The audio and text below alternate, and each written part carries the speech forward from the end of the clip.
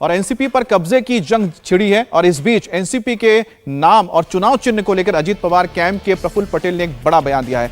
प्रफुल्ल पटेल ने दावा किया कि एनसीपी का नाम और सिंबल अजीत पवार के साथ ही रहेगा। और प्रफुल्ल पटेल ने कहा कि पार्टी और एमएलए हमारे साथ है। हालांकि उन्होंने ये भी कहा है कि शरद पवार उनके गुरु थे और गुरु भी रहेंगे। तो सुनिए आपने आखिरकार प्रफुल्ल पटेल ने अपनी क्या बात रखी। हमारे साथ है, एमएलए हमारे साथ है और पार्टी के बहुत सारे जो शुभचिंतक होते हैं, पदाधिकारी होते हैं, वो भी हमारे साथ हैं। और इसलिए कोई भी ऐसी वजह नहीं है, ये समझना आज जो भी निर्णय लिया गया है वो उसी आधार पर लिया गया है, पार्टी करके लिया गया है। और इसलिए और भी कोई बातें जो हो रही है इसमें कोई अर्थ नहीं है। आगे आने वाले दिनों में ये सारी बातें स्पष्ट हो जाएगी। आम्हाला कोणाचाही विरोध नाही। मी शरद पवार साहेबांचा आदर करतो आणि नेहमीच करत राहणार। गुरुपौर्णिमाच्या पण मी आशीर्वाद त्यांना मी आज फोन करून मागणार। असा माझ्या बिल्कुल बिल्कुल वो मेरे गुरु हैं और गुरु रहेंगे और उनका आशीर्वाद हमेशा मैंने लिया है और आगे भी आज भी लूंगा और हमेशा लूंगा। पार्टी का सिंबल, पार्टी का नाम, क्योंकि पार्टी ही करके अजीत पवार साहब के साथ हम सब लोगों ने मिलकर निर्णय लिया है। अजीत दादा मुख्यमंत्री बने ऐसा कहा है सर, विधायक कह रहे हैं कि अजीत दादा मुख्यमंत्री बने, नेतृत्व करें महाराष्ट्र। तो यहाँ पर आप प्रफुल्ल पटेल को सुन रहे थे और एनसीपी नेता प्रफुल्ल पटेल ने इंडिया टीवी से भी एक्सक्लूसिव बातचीत की है और सरकार में शामिल होने के फैसले का समर्थन किया है। प्रफुल्ल पटेल ने कहा कि जब शिवसेना को समर्थन दे सकते हैं तो बीजेपी कैसे दूर रह सकती है, उसे दूरी रखने का कोई मतलब ही नहीं है। पीएम मोदी के नेतृत्व में पूरी दुनिया भरोसा करती है और उसी भरोसे को आगे बढ़ाने के लिए हम सरकार के साथ आए।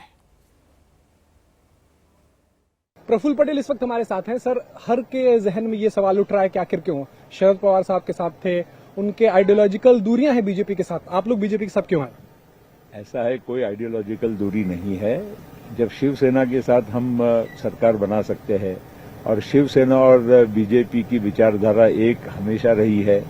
बीजेपी और शिवसेना 25 साल से ज्यादा महाराष्ट्र में पार्टनर रहे, तो अगर हम शिवसेना के साथ बना सकते हैं तो फिर बीजेपी के साथ बनाया तो उसमें आइडियोलॉजिकल दूरी का कोई सवाल नहीं आता है।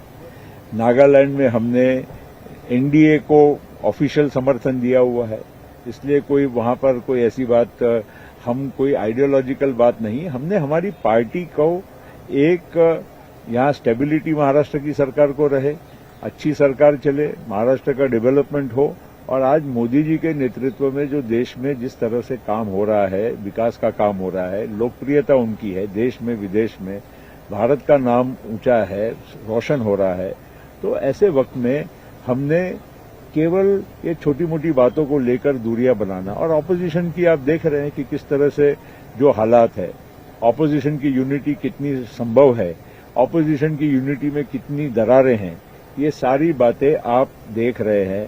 कांग्रेस के भी नेतृत्व में आप देखते हैं राहुल गांधी एक और वो नेता भी है और नेता नहीं भी है, कौन चला रहा है, पार्टी कैसे चल रही है, जो मुख्य में विपक्षी दल अगर देखा जाए तो इसकी यह हालत है।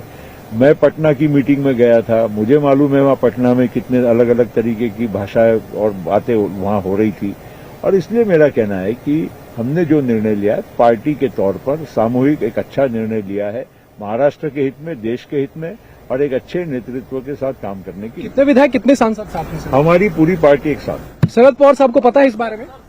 इंडिया टीवी हर वक्त हर जगह डाउनलोड करने के लिए सर्च करें India TV news Google play store या ऐप स्टोर पर।